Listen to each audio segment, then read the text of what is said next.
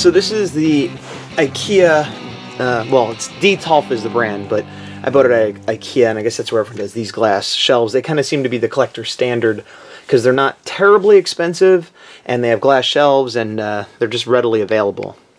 Anyway, this shelf here is my Robotech shelf, or I would say my Macross shelf, but that's not true because I watched Robotech, not Macross, and not all of these characters come from Macross because Robotech was made up of 3 anime series, Macross being only the first. This guy's actually a Dougram figure, which I've never watched. I just thought it was cool, and it was really cheap when I saw it.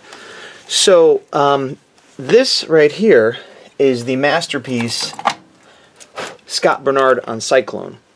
This is not the one that came out back in the day. This is one that was released in the 2000s by Toynami, who put out Voltron and a couple other Robotech figures. This was towards the, end half of the line, which they've now canceled for the most part. And this bike does transform. I'm not going to do it on camera because it would take me forever. But it's sort of like a Barbie doll, but more posable figure of Scott here. And then you could take this whole bike apart and give him big power armor. And yeah, and he comes with a gun, he comes with alternate hands and a bunch of other stuff, and he goes on this stand right here. Yesterday I showed you this Battloid that I picked up. He'll probably be going right there. And then I got Rick's Veritech fighter. This was the original one. He later got the Skull Wing. This also transforms, but again, I'm not going to do it on camera. This is also Masterpiece. It's got a little canopy cover so that it's actually got a little Rick in it when you transform him, and it could transform into the Jet and the what they call the Gerwalk mode. I might be mispronouncing that. He also has light up eyes, which the batteries have been in here forever, so yep. Oh, no, there he goes. Light up eyes. I should probably take the batteries out because they're probably going to be damaging the connection there soon. I also got Max's, which Max Sterling, same thing right there. And then well, I'll pull him out as long as I'm pulling everything out. Raw Max Sterling, and his lights up as well. And it's almost an identical ship. It's mainly coloring differences and a little bit of on the head and stuff. And this one, up until I got the Battloid, was my newest acquisition. I got this off of eBay, and this is the hover tank from the second series. And despite that, he is actually pretty stiff. This is a vintage one from the 80s. It was an American release for the second series. They all had these hover tanks, and I believe, what was her name? Dana Sterling was the main character, and she drove one of these. But they turned into these big, cool robots. The hover tank mode is actually not that great, but I was a pretty big fan of this thing. I got this off of eBay, and it was considered custom because there's some paint, which you could barely even tell, but there's certain paint applications to make it more anime accurate, and also they made the head turnable by basically breaking it off and attaching it with a screw. This was not very cheap at all. These are kind of hard to come by. It was like I got money for Christmas and I used that money to buy it, and that's how he became part of my collection, or it, I suppose, since it doesn't have a gender as it's a non-sentient robot. But yeah, that's my entire Robotech collection. I would like to get a couple figures of Rick and Max and a few of the other characters, but otherwise there's nothing I'm specifically looking out for right now. I kind of got all my favorites already. So yeah, that's your B-roll.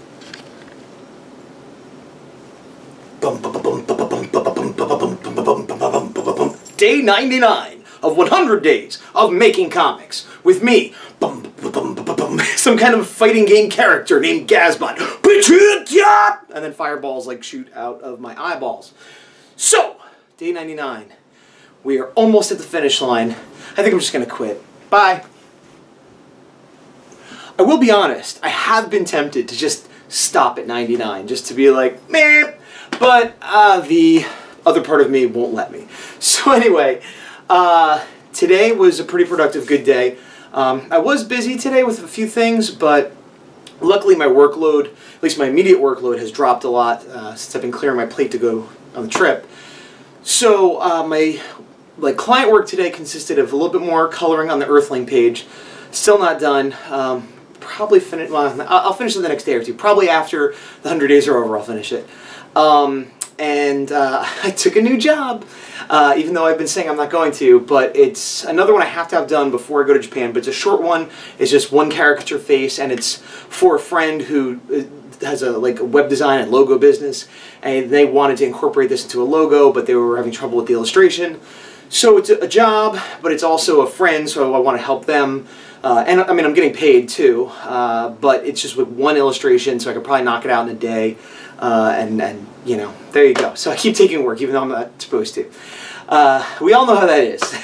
When you need work, you can't find it. When you don't need work, it's there and you can't say no.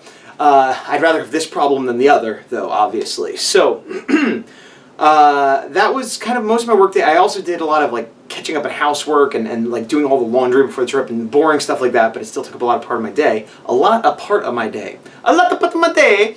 Anyway, after that, a web friend slash acquaintance, Josh B from Collection DX, who I may have mentioned before because he had sent me some Ultraman ships, and I've done some reviews for his site and stuff.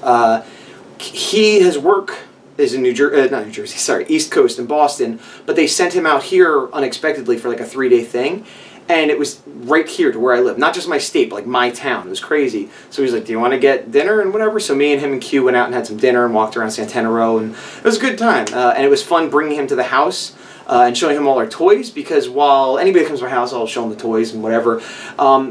Most people are like, that's cool. A few people are like, hey, I remember this one, and that, you know, a little more interested.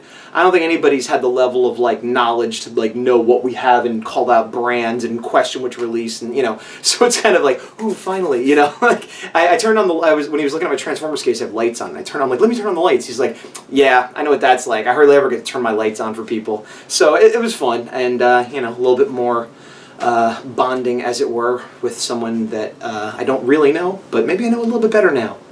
Anyway, so after that, I was like, okay, time to start working on the horror. But first, an episode of The Office, and I have to go to Safeway to buy milk. So then it was time for working on the horror. I put in 2.5 hours today, and so that was a good day. The main thing I did was reworking that page 1, which I had said yesterday is like sort of done. Didn't change the inks at all, but I decided to unify the technique of using the grays, and so I chose the last panel I did, which is, you know, the one with the miner and the crane and the laser and a whole bunch of stuff, which I had used just 2 shades of gray, a 25% gray and a 25, or I guess it would be a 50% gray, because I'm laying a 25 on a 25, but that's just a 50. And possibly a white layer, which again isn't a color, it's just an easier way to remove, you know, that layer. So I went through the other panels and adjusted them to make them only be 2 gray layers and make them 25 and 25. And I did that pretty successfully. There were 2 panels that I left a little bit, a 3rd shade of gray for some highlights, or lowlights I should say, darkened shadows. And I may or may not go back and change that after I've worked on the whole book. I'll see how bad it sticks out. I also might want to just have a baseline of 2 gray shades, and then maybe for extra dark things, or if there's a flash or I need a drop shadow or something, then I'll allow a 3rd shade of gray. Maybe, again, if I'm imagining this duo shade paper for most of it, and every now and then I put an extra thing of Zipatone on top. You know, and these are all self-imposed rules I'm making up. And it had been suggested in some of the comments, and I'm blanking on who said it right now, that there are ways to get that duo shade effect of like the dot stippling, and I apologize to whoever recommended this. You know who you are. And I was tempted to look into it, but I just thought to myself, like, I'm kind of liking the look I'm having now.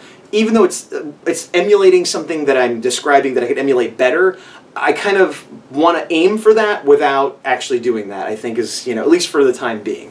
I might change my mind once I get some more pages done, but right now I'm happy with it. I was just looking at my cat eating plastic. But it's a straw that we leave on the floor that's for them to eat. Cats eat straws. They don't digest it, but they chew it. Anyway, so what I'll do is I'll throw up the page as it was yesterday, and then I'll crossfade it to how it is now. The other thing I did was the 3 panels that were like superimposed over the big bleed panel, I just put a little white outline to help differentiate them a little bit more. So I'm going to go, here you go!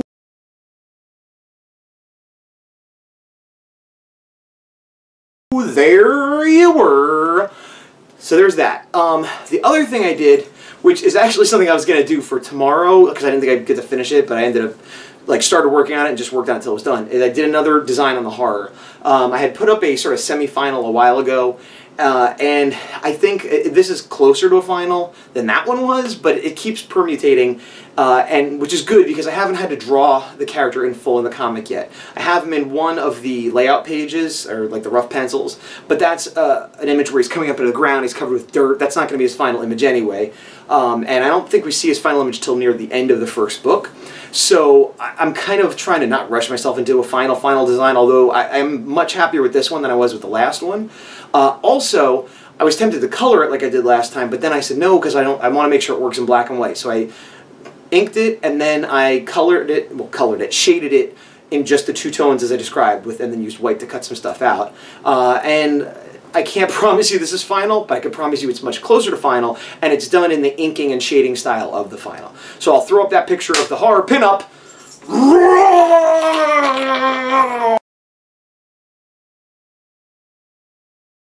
Oh, there, ha ha ha.